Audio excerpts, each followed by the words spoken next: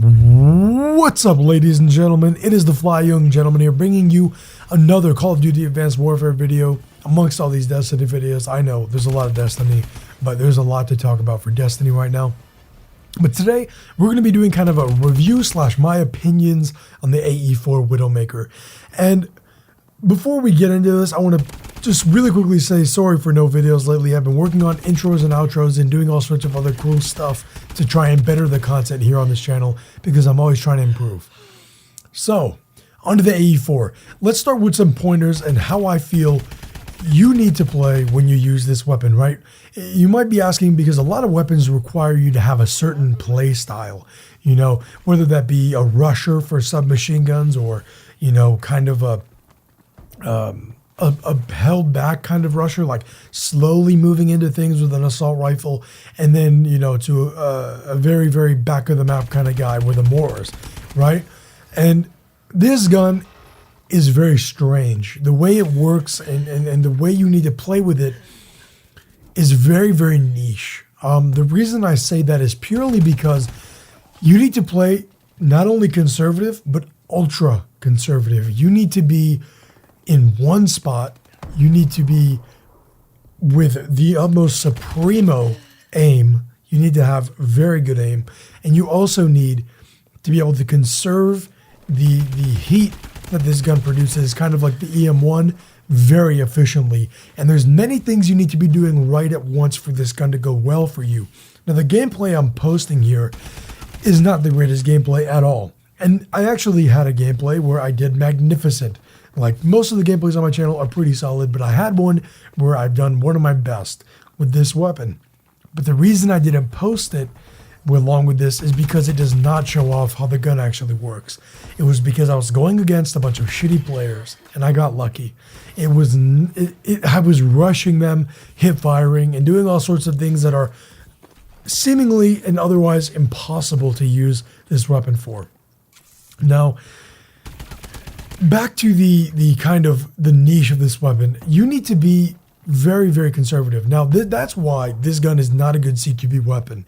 If you're a rusher who likes to go in your face kind of gameplay, this is not going to be your gun. This is not going to be for you whatsoever. This gun is not made for that. And I'll tell you why, right? You've got the low fire rate. Although it's a 3-shot to kill from a pretty good distance, it has an ultra low fire rate.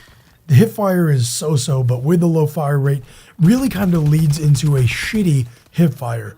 And it's just the feel of the weapon, the way the weapon feels in your hands, you know, when you're playing it, it is not a very good CQB weapon.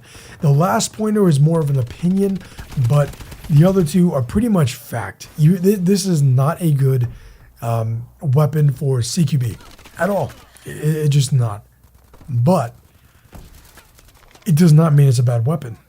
Although Advanced Warfare has a very rushy kind of play style because of the exosuits, it still is a very strong weapon if you are good at kind of that campy, conservative play style.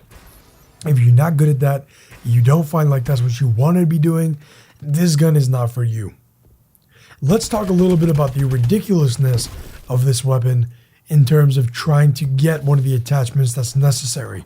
So, if you guys have used the EM1 or the EPM3, you are aware of an attachment for the weapons called heatsink. Now, heatsink is very valuable because this weapon can be never reloaded if you know how to conserve the amount of heat output from each shot. Now, stock, you're getting about 16 shots of unregulated fire until you need to, you know, pull out the battery and put a new one in because it will overheat. But the EM1, for example, you hold down for a set amount of time. It doesn't actually have set projectiles.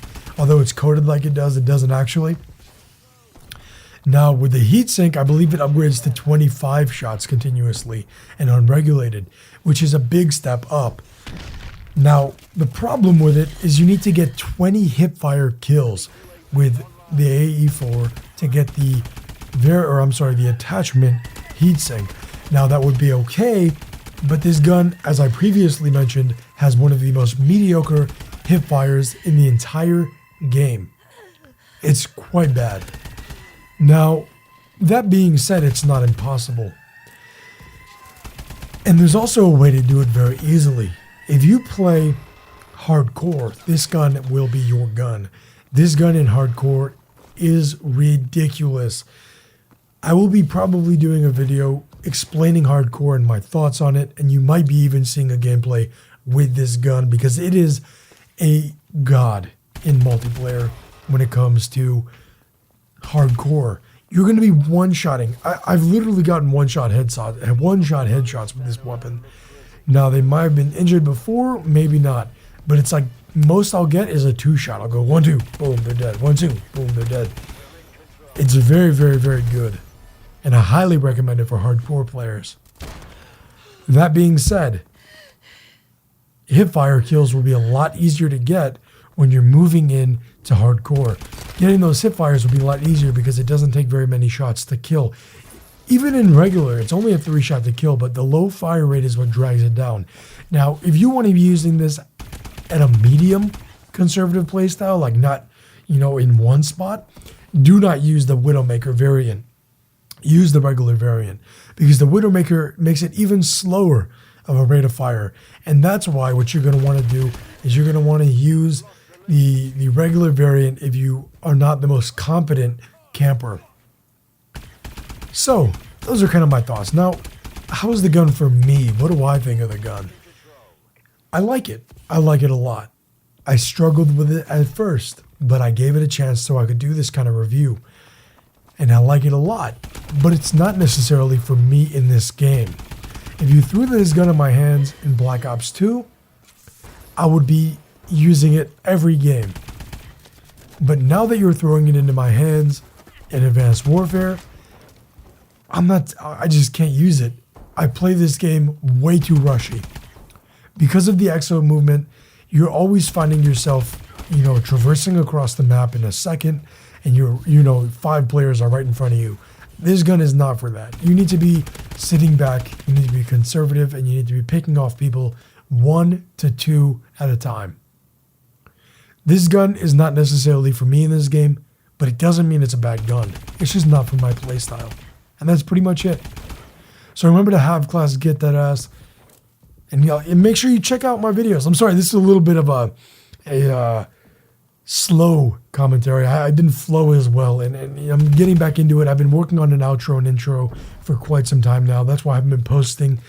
You will be seeing some more Destiny videos tomorrow, so make sure you check that out, and possibly some Advanced Warfare videos. I'm going to be making all sorts of videos, 1 to 2 a day, maybe even sometimes 3 if I feel like that. And I've just been really, really busy. So, yeah, make sure you stick around. Like if you like it, dislike if you dislike it, do all that good shit. And I'm trying to get back into it. I'm sorry this was a little bit, slow, not as good of a flow on it. But I promise they'll be getting better again. Peace out, guys.